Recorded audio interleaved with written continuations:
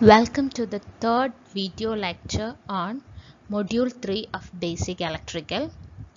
So in this we will be seeing some terms associated with power such as active power, reactive power, apparent power and power factor. First of all, let's see the instantaneous power in an AC circuit. Assume that the voltage and current in a single phase AC circuit is given as V of t is equal to Vn sin omega t and I of t equal to In sin omega t minus phi. So let's first of all draw the phasor diagram. Since the voltage phasor is Vm sin omega t, I am taking it as your reference phasor and it's drawn horizontal. This is your voltage phasor. Then current phasor, that is lagging the voltage phasor by an angle phi. So by an angle, lagging means you have to draw the phasor downwards. So by an angle phi, this is my current phasor. Here we can see that this current phasor can be split into two. One component is I cos phi, which is in phase with your voltage, and second component is I sin phi, which is 90° out of phase with your voltage. Then instantaneous power, that is equal to V into I. So in this we are multiplying the voltage vector V with I. We will be getting it as one component is Vi cos phi and the another component is Vi sin phi. Then the total voltage will be vector sum of Vi cos phi plus Vi sin phi, that is root of V square I square into cos square phi plus sin square phi. Cos square phi plus sin square phi is 1, that is equal to root of V square I square or Vi. So here we can say that the total power Vi is having two components. One is Vi cos phi and another one is Vi sin phi. The component Vi cos phi, which is in phase with your voltage vector, that is known as your real power, and the component Vi sin phi, that is known as your reactive power. And the total power Vi, that is the apparent power. So in the next slide we can see the physical significance of what is actually this real power, reactive power and apparent power is.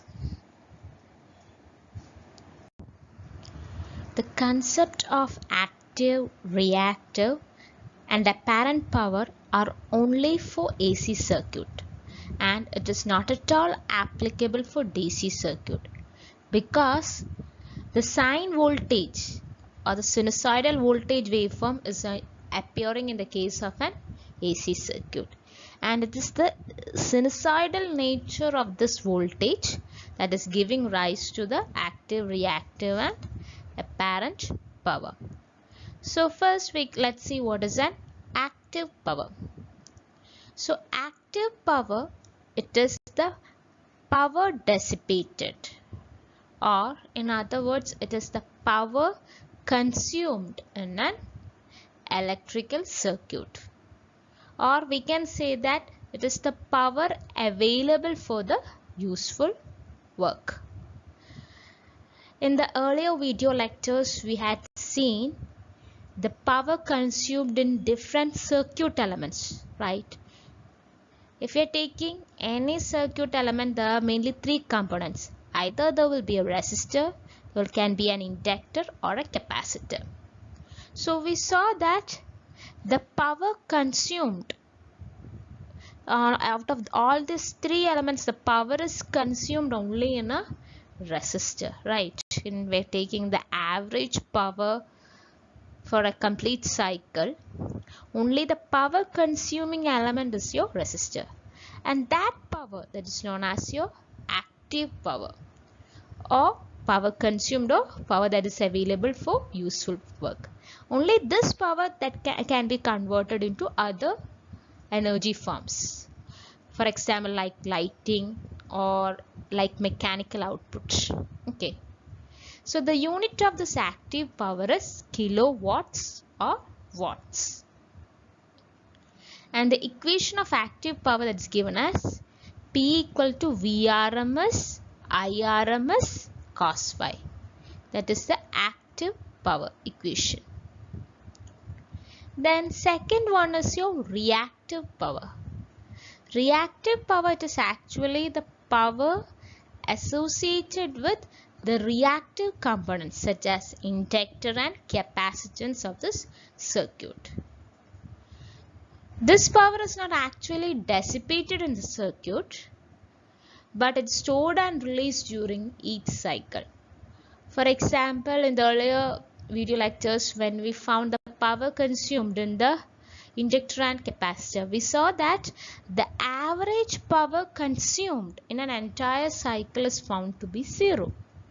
Why? Because during the positive half cycle, these components will absorb the energy from the circuit or from the supply, and during the negative half cycle they will be giving back the energy consumed in the positive half cycle. So actually this energy or this power is circulating in these elements, and this power is not available for any useful work because they keep on charging and discharging at the positive and negative half cycle. And that power which is not available for useful work, that is known as your reactive power, and its unit is kVAR or kilovolt ampere reactive. And the reactive power can be calculated as Q is equal to Vrms into Irms sin phi, where phi is your power factor angle or phase angle. That's angle between your voltage and current. And the third component, that is your apparent power. That is the total power consumed in an AC circuit, which is the vector sum of active power and reactive power. And its unit is kilovolt ampere. So your apparent power S, that is given as S is equal to Vrms into Irms. That is S is equal to root of P square plus Q square. Okay. So this is the power triangle that is explaining the relationship between the all three powers. That's your active power, reactive power and apparent power. So active power, that is a Vi cos phi, and reactive power, that is your Vi sin phi, and the apparent power, that is your Vi. Then the angle between the active power and the apparent power is your phase angle phi.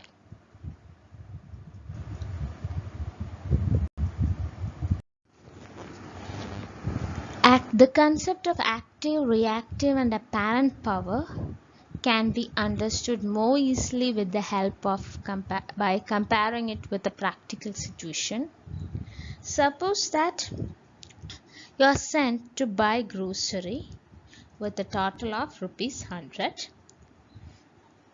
and I bought grocery for a total of ₹70, and the remaining 30 rupees I am using it for transportation.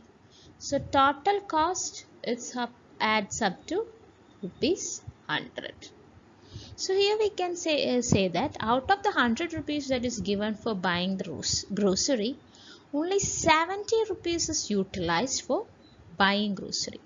And this is similar to your active power, the power that is available for useful work, or in this case it is buying grocery. So this is your active power. And the rest of the power that is used for transportation and that is not available for your useful work. So this is your reactive power. Okay.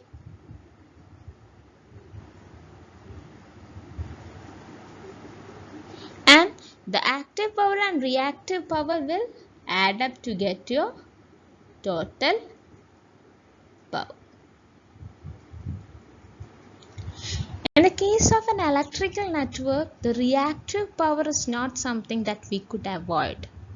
Because if you are taking any machines, there will be some inductance and capacitance effect. So there will be some reactive power. What we can do is we can reduce the reactive power so that the total power can be reduced. Okay, so in the above example of the grocery itself, if I am buying grocery for 70 rupees and if I am only using 20 rupees for transportation, then we can say that the total power that can be reduced. So in the entire electrical circuit, if you're taking, our main aim is to reduce our reactive power so that the total power consumption of the apparent power is kept lower. Another important term in an AC circuit is power factor. So power factor of an electrical circuit, that is defined as the ratio of real power absorbed by the load to the apparent power flowing in the circuit. That is, power factor is equal to real power by apparent power. The real power or the power consumed is given as Vrms Irms cos phi, and the apparent power, that is Vrms into Irms. So the power factor is cos phi, where phi is the angle between your voltage and current. So power factor actually gives an idea about the fraction of apparent power that is used for the useful work. Okay, so let us assume that the power factor is 0.8. Your PF value, power factor value, is equal to 0.8. That means 80% of your total power, or 0.8 times of your total power, that is used for useful work, and the rest or remaining 20% or 0.2 times the total power, apparent power, that is your reactive power. Okay, so greater the value of power factor, more efficiently the power can be transferred. Next, let's see some of the significance of power factor.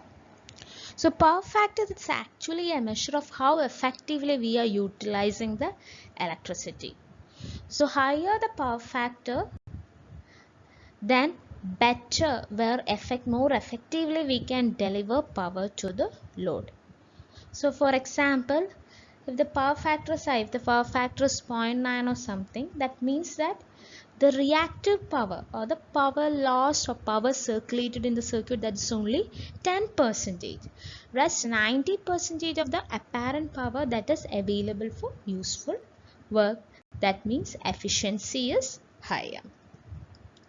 Then another significance is that it helps in reducing the losses in electrical systems. Because whatever load we are taking, if you are taking in the case of an household, we are taking that if our total consumption in a house is 746 watts, that means total power required remains a constant. Okay, the power consumed, that is actually Vi cos phi. That means this Vi cos phi that is required as a constant value, but what happens? The cos phi value or the power factor reduces. That means in order to meet the same demand, we have to give more current. I value must be increased proportionally. Because total demand is Vi cos phi. The cos phi is getting reduced. That means we need to increase the current value I. So what will happen when current is increased? The losses in the circuit. Losses is I square R losses. All these losses in the circuit or losses in the electrical system get increased. So if the power factor is high, that means losses is less. Then another is lesser utility bills. So always in the billing purpose, when we are if you are checking going through the electricity bill, it is shown that if we are having a lower power factor, we have to pay penalty amount. So if the power factor is better, your utility bills can be, amount of utility bills will be lesser. So that's all about active, reactive and apparent power as well as the power factor. So always keep in mind this active, reactive, apparent power, all these power will come in the case of only an AC circuit. In the case of DC circuit, there is no concept like active power or reactive power, because entire power supplied is used for consumption. There is no reactive elements doesn't come into play in the case of a DC network. That will an effect of L and C only comes in the case of an AC network. So that's the end of this video lecture. Thank you.